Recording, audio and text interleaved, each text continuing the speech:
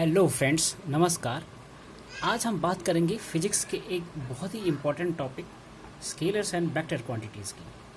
Right, तो चलिए शुरू करते हैं स्केलर्स एंड वेक्टर्स। आपके सामने मैंने एक पेज इंट्रोड्यूस किया है जिसमें स्केलर्स एंड वेक्टर्स के बारे में लिखा है। एक्चुअली फिजिक्स में क्वांटिटीज़ को दो तरह से डिवाइड किया जा सकता है, जैसे स्केलर्स एंड वेक्टर्स।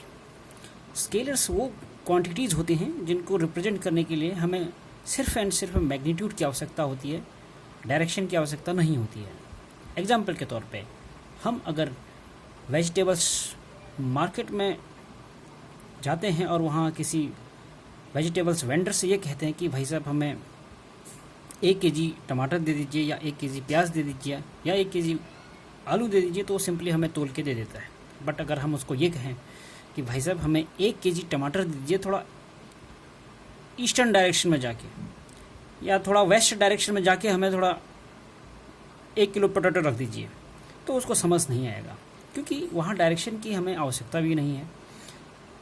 तो ऐसे क्वांटिटीज़ जिसमें हमें डायरेक्शन की आवश्यकता नहीं है, सिर्फ एंड सिर्फ मैग्नीट्यूड की आवश्यकता है, ऐसे क्वांटिटीज़ को हम स्केलर क्वांटिटीज़ कहते हैं। जैसे लेंथ, एक एग्जांपल यहाँ पर मैंने लिखा है लेंथ का भी ऐसा ही है। कोई ऑब्जेक्ट अगर हम मेजर करते हैं तो हमें इस बात से कंसर्न नहीं रहता है कि हम ईस्ट से वेस्ट की तरफ उसको मेजर कर रहे हैं या वेस्ट से ईस्ट की तरफ मेजर कर रहे हैं।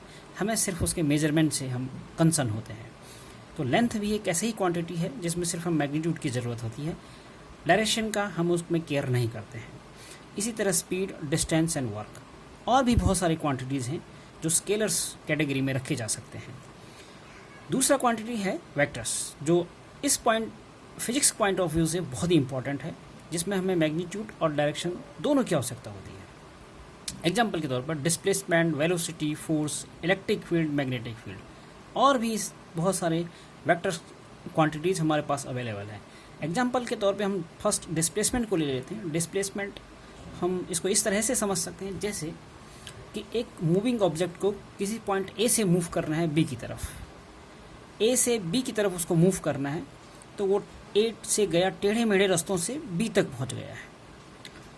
अब इसमें जो डिस्टेंस है वो तो टेढ़े मेढ़े रास्तों से होते हुए बहुत है, बट अगर हम डिस्प्लेसमेंट की बात करें, क्योंकि देखने वाला ये ऑब्जर्व करेगा कि अभी जो बी है, फाइनल पोजीशन है, वो ए से कितना डिस्प्लेस्ड हुआ है और किस डायरेक्शन में डिस्प्लेस्ड हुआ है, उसी को कहते हैं हम डिस्प्लेसमेंट। राइट, जबकि डिस्टेंस बहुत लंबा होता है, वो टेढ़े मेढ़े रास्तों से होते हुए पूरा काउंट होता है बी तक।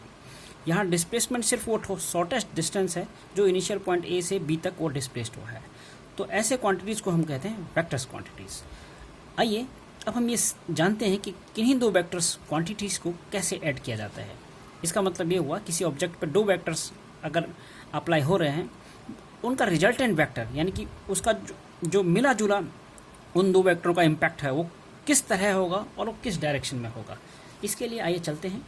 मैंने एक पेपर पे एक डायरेक्शन बनाया है, उसके सहारे चलते हैं।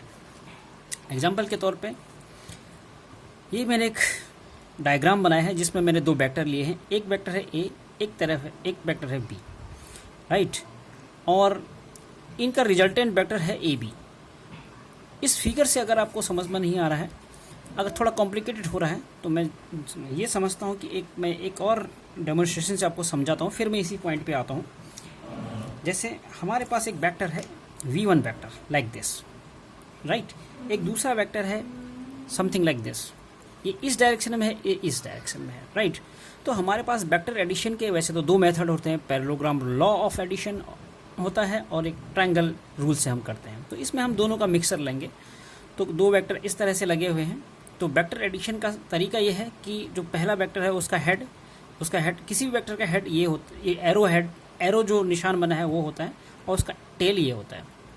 तो दूसरे वेक्टर के टेल को हम पहले वेक्टर के हेड से अपेंड कर देते हैं, ऐड कर देते हैं, और फिर क्या करते हैं, हम पहले वेक्टर के एंड से दूसरे वेक्टर के हेड को ऐड कर देते हैं, समथिंग लाइक से ये इनको ज्वाइन कर दिया। तो जो ये वाइट लाइन है ये हमारा रिजल्टेंट वेक्टर है, यानी कि दो वेक्टरों का सम ये है। यदि ये वेक्टर 1 है, ये 2 है, तो ये v1 यानी कि वेक्टर 1 प्लस v2 वेक्टर 2 है, राइट। तो इस तरह से हम एक वेक्टर सम निकालते हैं, बट ये थोड़ा सा हमारे लिए कन्वीनियंट नहीं है कि हम इसको निकालें कैसे। तो हम पैरेललोग्राम की मदद लेते हैं वो हम कैसे इसको स्ट्रक्चर करते हैं। जैसे ये V2 है, V2 के पैरेलल हम यहाँ से एक लाइन और ड्रॉ करते हैं, जैसे ये ब्लैक एरो से मैंने शो किया है। इन दोनों का एंगल इस V1 से बराबर है, इट मीन्स दैट ये दोनों पैरेलल है। वैसा ही एक वेक्टर मैं V1 के पैरेलल इस वाले से ड्रॉ कर देता हूँ ऐसे, तो ये पैरेललोग्राम हो गया, राइट। इस पैरेललोग्राम की मदद से मुझे इसको सॉल्व करना है, मतलब मुझे ये वाइट वाला लाइन कितना है ये देखना है। तो आगे मैं क्या करता हूँ कि ये जो वेक्टर है पहला वाला वेक्टर, इसको थोड़ा आगे बढ़ाता हूँ। तो इस वाइट लाइन की मदद से मैं इसको थोड़ा आगे बढ़ा रहा हूँ, राइट, इस तरह से।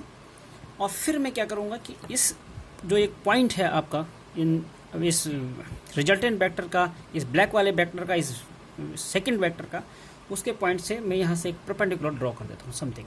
तो ये वाला वाइट वाला पोर्शन हमारा एक ट्रायंगल हो गया। तो ये मिला जुला मैंने बनाया है, एक तो पैरेललोग्राम की मदद से, एक हमारा राइट एंगल ट्रायंगल की मदद से, ताकि मैं इसको कैलकुलेट कर सकूं।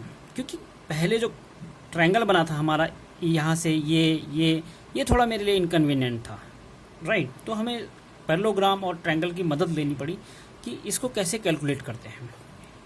तो किन्हीं भी दो वेक्टरों को ऐड करने का जो रूल है, वो पहले वेक्टर जो है उसके हेड से हम दूसरे वाले वेक्टर का टेल ऐड कर देते हैं उसी एंगल पे, और फिर पहले वाले वेक्टर का टेल से दूसरे वाले वेक्टर के हेड तक को ज्वाइन करते हैं। जो जॉइंट वाला लाइन है वो हमारा दो वेक्टरों का एडिशन होता है, राइट। और इस तरह से हमने जो एक रीस्ट्रक्चर किया है इन वेक्टरों को, इस रिजल्टेंट वेक्टर को निकालने के लिए। तो अब हम अप्लाई करेंगे इस पे पाइथागोरस रूल, वो इस राइट एंगल ट्रायंगल पे है, राइट। अब मैं इसको समझाता हूँ उसी जो मैंने अभी थोड़ी देर पहले पेपर प्रोड्यूस किया था आपके सामने में, उस की मदद से। जैसे ये पेपर है आपका, इसमें मैंने ये जो पहला वाला वेक्टर है वो A है, दूसरा वेक्टर B है, इसका रिजल्टेंट A+B ये है, राइट। और ये मैंने पैरेललोग्राम सेव का एक रेड लाइन से इसको कंस्ट्रक्ट किया है। जैसे मैंने कहा था आपसे कि जैसे ये AC है तो वो AB और D के पैरेलल है, AB जो वेक्टर है वो C और D के पैरेलल है, और ये हमारा ADE परपेंडिकुलर है। इस तरह से आप देखेंगे कि ADE एक राइट एंगल ट्रायंगल बन जाता है, जिसमें से हम पाइथागोरस रूल से इससे हम A और D कैलकुलेट कर सकते हैं। A और D का मतलब यह है कि हम रिजल्टेंट वेक्टर कैलकुलेट कर सकते हैं। आइए इसको कैसे अप्लाई किया है। हमने सीधे सीधे पाइथागोरस रूल अप्लाई किया है। AD², that is AD²। Pythagoras rule ये कहता है कि इसमें AD तो हमारा हाइपोटेन्यूस है। पाइथागोरस रूल कहता है कि अगर कोई राइट एंगल ट्रायंगल आपके पास है तो उसका हाइपोटेन्यूस का स्क्वायर होता है इक्वल टू रेस्ट जो दो साइड है उनका स्क्वायर का सम। जैसे यहाँ पर हाइपोटेन्यूस है AD, इसका स्क्वायर इक्वल होना चाहिए इस बेस का स्क्वायर, यानी कि बेस हमारे पास AE है जो दो पार्टों में डिवाइडेड है, AB एंड BE। AB हमें पता है दैट इज A, तो AB is A plus BE हमारे पास B cos थीटा, इसका होल स्क्वायर। अब थोड़ा यहाँ समझने वाली बात है कि BE कैसे आया।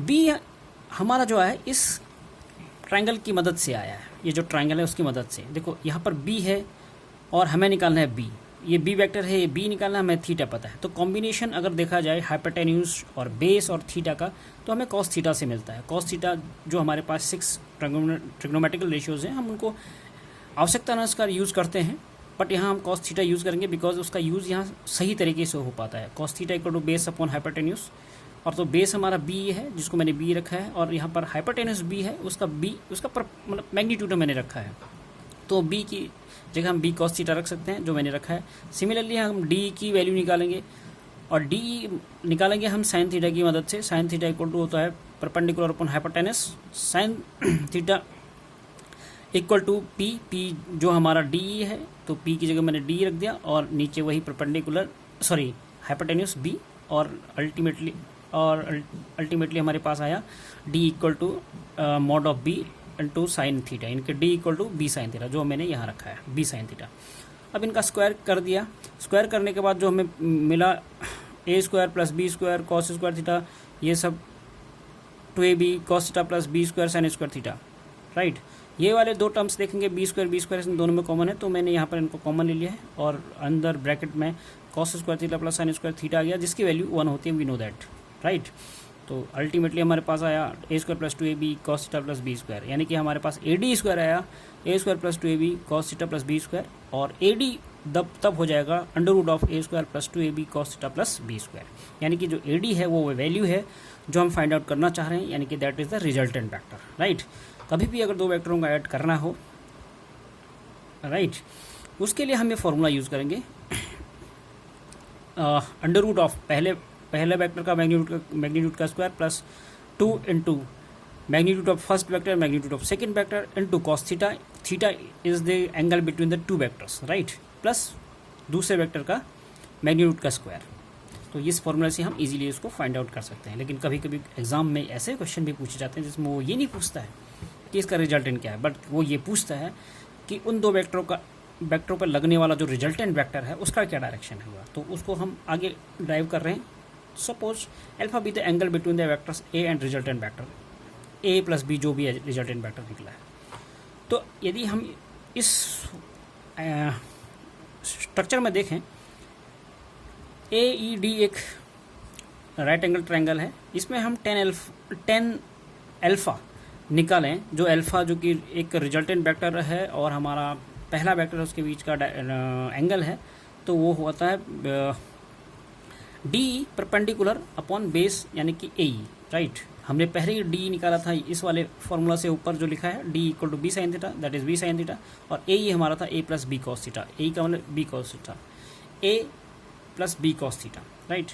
तो हमारे पास और तो अल्फा इक्वल टू आएगा 10 inverse b sine theta upon a plus b, right. तो इससे हम अल्फा निकाल सकते हैं और पहले वाले फॉर्मूले से हम उसका मैग्नीट्यूड निकाल सकते हैं, राइट। अब हम चलते हैं एक दूसरे पॉइंट, यानी कि that is the subtraction of vectors. Subtraction of vector कैसे होता है?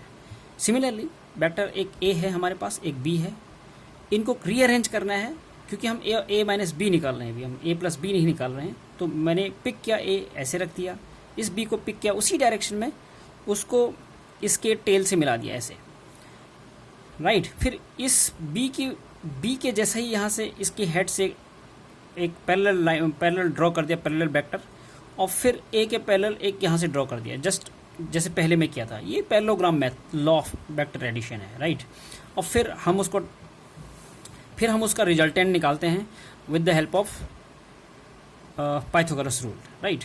तो यहाँ पर हम करेंगे वही, बट हमें थोड़ा सा ये ध्यान रखना है क्योंकि हम यहाँ पर प्लस नहीं कर रहे हैं बल्कि हम माइनस कर रहे हैं। तो हम बी लाए, हमने जिस तरह से रखा है वो उसको रखे रहने दें, और हम उस बी को माइनस करना है ए से, इसलिए हम उस बी की डायरेक्शन को रिवर्स कर दें। वो इस डायरेक्शन में था, वो तो उसको डायरेक्शन उसका चेंज कर दें, इससे उसका डायरेक्शन क्या होगा, जो भी डायरेक्शन था वो माइनस हो जाएगा, वो रिवर्स डायरेक्शन में है। यानी कि फिजिक्स में जब भी डायरेक्शन हम चेंज करना होता है, किसी का अगर डायरेक्शन प्लस है, उसका डायरेक्शन चेंज हो गया, उसके अपोजिट हो गया, तो हम उसको उस पर आगे अपेंड कर देते हैं एक माइनस साइन, राइट। तो जो फॉर्मूला कॉन्सेप्ट है वही अप्लाई होगा। तो ए हो गया और ये बी हो गया, राइट। इस बी के एक पैरेलल ड्रॉ हमने यहाँ कर दिया, इस ए के एक पैरेलल ड्रॉ यहाँ कर दिया। इसके टेल से, ए के टेल से हमने ये बी वाला जो हेड है उसको मिला लिया और दोनों को ऐड कर दिया। ऐड करने वाला मैंने फॉर्मूला लिखा है, ऐड हम ऐसे ही करेंगे जैसे a plus a vector plus minus b vector, right. क्योंकि यहाँ पर हमें माइनस बी ऐड करना है, दोनों को मल्टीप्लाई करके वो माइनस होगा, इसका मतलब हमारे पास आया a vector minus b vector, right. तो सिंपली हम उसी फॉर्मूला का इस्तेमाल करेंगे एक बार फिर से, a square plus 2ab cos theta plus b square. यहाँ पर सिर्फ देखने वाली बात है कि जैसे हमने पहले वाले उसमें एडिशन में देखा था कि ये थीटा था, तो ये जो एंगल हो जाएगा, अब हमें ये वाला एंगल नहीं चाहिए, हमें चाहिए ये वाला एंगल, और ये एक लाइन है, तो ये हो जाएगा 180 माइनस थीटा, जो भी आएगा वो थीटा की वैल्यू यहाँ रखी जाएगी। तो आइए हम इसको समझते हैं एक न्यूमेरिकल के मदद से। जैसे हमारे पास एक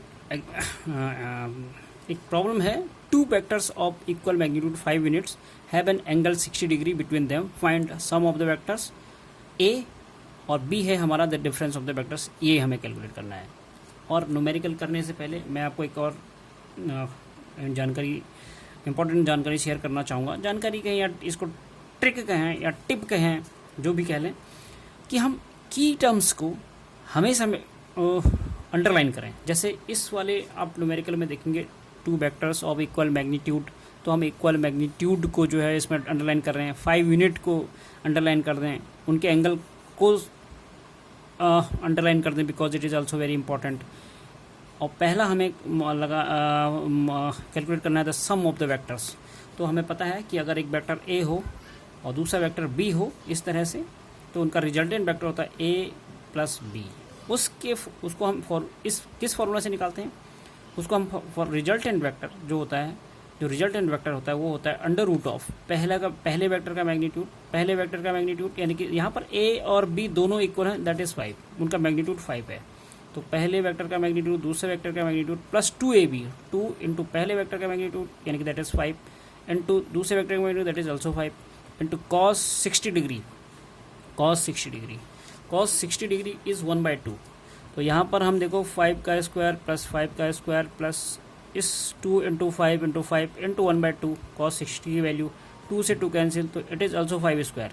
एक 5 स्क्वायर है, एक 5 स्क्वायर, एक 5 स्क्वायर है, कितने 5 स्क्वायर? 3 5 स्क्वायर, तो 3 5 square. This is the square, this is under root, तो स्क्वायर से अंडर रूट कैंसिल, दैट ये 5 हमारा बाहर आ जाएगा। इसका मतलब कि हम इसका अगर 5 स्क्वायर का अंडर रूट निकालें तो दैट विल बी 5, और बट अंडर रूट 3 का नहीं निकलेगा, वो एज इट इज़ रहेगा। तो आंसर आया 5 अंडर रूट 3 यूनिट, राइट। अगर हम इसी को माइनस करते हैं, माइनस में क्या होगा कि हमें ए ऐसा है, बी हमारा ऐसा है, अब हमें बी ऐसे कर देना है। हमने बताया कि बी की डायरेक्शन को रिवर्स कर दें, और ये हमारा 60 डिग्री था यहाँ पर, अब यहाँ ये 60 नहीं रहेगा, ये एक लाइन जैसा बन गया हमारे पास, दो जो 180 होता है, ये पूरा 180 है, ये 60 है, तो ये हमारा हो गया 180 माइनस 60 दैट इज़ 120। तो हमें और कुछ नहीं करना है, इस थीटा की जगह यहाँ पर हमें रखना है 120 डिग्री, राइट। तो फॉर्मूला वही अप्लाई करना है, 5 स्क्वायर उस पहले वेक्टर का मैग्नीट्यूड दूसरे वेक्टर का मैग्नीट्यूड प्लस 2 इंटू पहले वेक्टर का मैग्नीट्यूड इंटू दूसरे वेक्टर का मैग्नीट्यूड इंटू cos 120। अब cos 120 को कैलकुलेट करना है,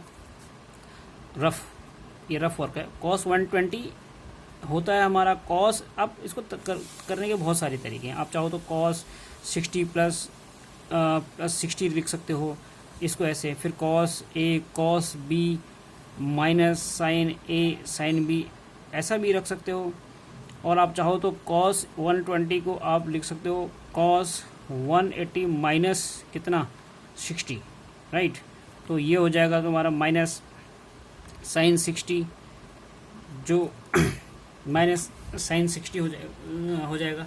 तो इसको करने के हमारे पास बहुत तरीके हैं, और जिसका होता है अंडर रूट 180 माइनस थीटा, जब हम भी निकालते हैं तो इसका होता है माइनस कॉस थीटा। तो माइनस कॉस थीटा का मतलब, सॉरी ये माइनस कॉस थीटा मुझे लिखना चाहिए था, minus cos theta minus cos 60 की वैल्यू होती है 1/2। तो cos 60 इक्वल टू माइनस 1/2। तो हम इस वैल्यू को यहाँ पुट कर देते हैं, 5 का स्क्वायर प्लस 5 का square plus 2 into 5 into 5 into minus 1/2, 2 से 2 कैंसिल, ये पॉजिटिव है, माइनस है तो नेगेटिव हो गया, 5 स्क्वायर हो गया, यानी कि हमारे पास आया अंडर रूट 5 का स्क्वायर प्लस 5 का स्क्वायर माइनस 5 का स्क्वायर, ये माइनस आ गया ना, तो ये दोनों कैंसिल हो गया, आंसर आया 5 का स्क्वायर। तो अल्टीमेटली अंडर रूट 5 के अंदर 5 स्क्वायर है, तो स्क्वायर से कैंसिल हो गया, तो 5 यूनिट, आंसर आया 5 यूनिट। तो आई होप कि आपको ये समझ में आया होगा, और इसी तरह हम बहुत सारे न्यूमेरिकल लेके आगे आने वाले वीडियोज़ में आपके लिए लाएंगे। तब तक के लिए नमस्कार।